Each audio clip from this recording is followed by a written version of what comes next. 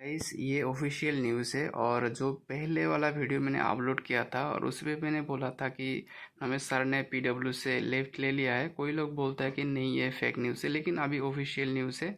और ये वीडियो के बाद मैंने एक वीडियो अपलोड करेंगे इसके साथ ही, तो आप लोग को ज़रूर देख लेना, क्योंकि कोई कोई कमेंट करता है क्यों लेफ्ट लिया है वो बताओ। तो सर ने खुद ही बोला है किस लिए लिया है।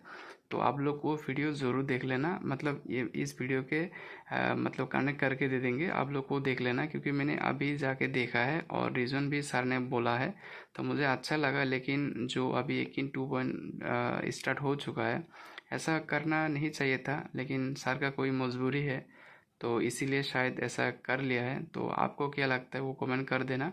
और कौन कौन भाई 1 in 2 से हो वो भी बता देना। तो ये वीडियो आप देखो, ज़रा फुल देखना, आपको समझ में आ जाएगा एक्चुअली सर ने क्या बोला है। तो देखने के बाद ही आप कुछ कमेंट कर सकते हो। लोग बच्चों, आई होप कि आप ठीक ठाक होंगे। बच्चों, सबसे पहले तो आज मैं बहुत नर्वस फील कर रहा हूँ, क्योंकि ऐसा मोमेंट मेरी लाइफ में कभी आया नहीं। इसलिए मैं इस किताब में जो अपने विचार लिख कर लेकर आया हूँ वो मैं पढ़ के आपको सुनाऊँगा। क्योंकि इतनी नर्वसनेस है, इतना टेंशन है कि जो है सारे विचार मुझे याद आ पाएँ ये संभव नहीं है। तो सारे विचार मैंने इस किताब में लिख दिए हैं और ये मैं देखकर बोलने वाला हूँ, तो प्लीज़ आप इसको एक्सेप्ट करो। बच्चों, मैंने अपनी पुरानी संस्था को छोड़ दिया है फ़िलहाल, ठीक है। बच्चों, मैं बस इतना बोलना चाहूँगा कि कभी कभी परिवार में लोगों के विचार नहीं मिल पाते, पर इसका मतलब ये नहीं है कि अ, परिवार के सदस्य गलत होते हैं। मेरे हिसाब से मेरी पुरानी संस्था के जो सदस्य हैं, जो संस्थापक हैं, वो अपनी जगह सही हैं, और जो मेरे विचार हैं शायद वो अपनी जगह सही हैं, पर कहीं पर थोड़ा सा विचार मिल नहीं पा रहे थे। इसलिए बच्चों, मैंने जो है अपनी पुरानी संस्था से रिज़ाइन कर दिया है और मेरा रिज़ाइन एक्सेप्ट भी हो गया है। बच्चों, अब हम दोनों जो हैं म्यूचुअली आगे बढ़ना चाहते हैं, बस यही बात है। बच्चों, पुरानी संस्था ने मेरे परिवार को सैलरी के रूप में बच्चों स्थिरता स्थिरता एवं स्टेबिलिटी प्रोवाइड करी, जिसके द्वारा मेरा परिवार चल पाया, ठीक है। हमारी बेसिक नीड्स पूरी हो पाई। साथ में पुरानी संस्था की वजह से जो है मैं अच्छे अच्छे बच्चों से कनेक्ट हो पाया, उनको गाइड कर पाया, और इस प्रकार जो है बहुत सारे बच्चे जो है इन 2-3 सालों में नीट की परीक्षा में बहुत अच्छा कर पाए। मैं उन सभी बच्चों को जो है बधाई देना चाहता हूँ, क्योंकि मैं आप सबसे मिल भी नहीं पाया हूँ नीट रिज़ल्ट के बाद। तो बच्चों, आप सभी बच्चों को मेरी तरफ से बहुत बहुत बधाई हो। बच्चों, मेरा रेजिग्नेशन जो है वो 6 जून को एक्सेप्ट हो गया था, और मैं बहुत नर्वस हो गया था बच्चों कि आगे मैं आप सब लोगों को या सभी बच्चे जो मेरे से पढ़ना चाहते हैं उनको मैं आगे कैसे गाइड कर पाऊँगा, उनको कैसे पढ़ा पाऊँगा। ये मेरे लिए सबसे पहला प्रॉब्लम था, क्योंकि बच्चों मेरे पास अपना कोई स्टूडियो नहीं है। सच बताऊँ तो जो है सारा जो सामान आपने कभी स्टूडियो में देखा भी है तो वो पुरानी संस्था का है। ना मेरे पास डिजिटल बोर्ड है, ना माइक है, ठीक है। तो मेरे पास स्टूडियो तो नहीं है, ठीक है ना। उतना खर्चा अभी मैं नहीं कर सकता, सच बताऊं तो। दूसरी बात, मेरे पास कोई टेक सपोर्ट नहीं है। मुझे यूट्यूब कैसे वर्क करता है नहीं पता। जो भी यूट्यूब पे कभी कोई सेशन होता था तो वो टेक सपोर्ट के द्वारा ही प्रसारित होता था। मुझे ये नहीं पता थंबनेल क्या होता है, ठीक है। मैं झूठ नहीं बोल रहा हूँ इसमें, आप ये सब चीज़ें पता कर सकते हैं, ठीक है।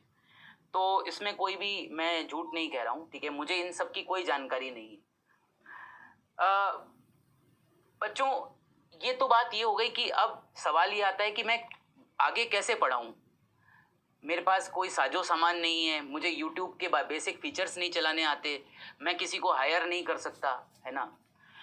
साथ ही साथ अगर मान लीजिए एक पल मान लें कि हम यूट्यूब पे क्लास ले भी लें सभी बच्चों की, तो आगे बच्चों को डीपीपी कैसे प्रोवाइड करेंगे, टेस्ट कहाँ लेंगे बच्चों का, डाउट कैसे बताएंगे, पोल कैसे करवाएंगे। ये वो सब फीचर्स हैं जो आप लोग डेली बेसिस पर यूज़ करते हैं, है ना। टीपीपी एवं टेस्ट टाइप कौन करेगा, और आपको नोटिफिकेशन कहाँ दिया जाएगा कि क्लास कब होने वाली है, कितने बजे होने वाली है। तो ये सारी चीज़ें जो हैं, इतनी बड़ी समस्याएं थी कि मुझे ऐसा लगा कि मेरा ऑनलाइन कैरियर तो जैसे ख़त्म हो गया। ठीक है कि अब क्या करें, आप खुद से तो कुछ नहीं कर सकते, मैं आपको बताऊं, मैं अकेला तो कुछ नहीं कर पाऊंगा। ठीक है, तो इसके बाद बच्चों क्या हुआ कि मैंने भारत देश में जितनी भी ऑनलाइन संस्थाएं हैं उनको मैंने मैसेज लिखने चालू किए। उनके अधिकारियों को मैं लिंक्डइन के द्वारा, व्हाट्सएप मैसेज के द्वारा मैं जो है मैसेज भेज रहा था कि कोई मेरे को नौकरी पे रख ले। सीधी बात है, एक जगह से नौकरी से निकले हैं तो दूसरी जगह नौकरी ही चाहिए, क्योंकि अकेले करने का अकेले तो नहीं कर पाएंगे, सीधी बात ये है। मतलब क्योंकि अकेले बहुत लोगों की ज़रूरत पड़ती है और अकेले इतना सारा काम कर पाना, ये टेक्निकल वगैरह ये हम जानते नहीं हैं।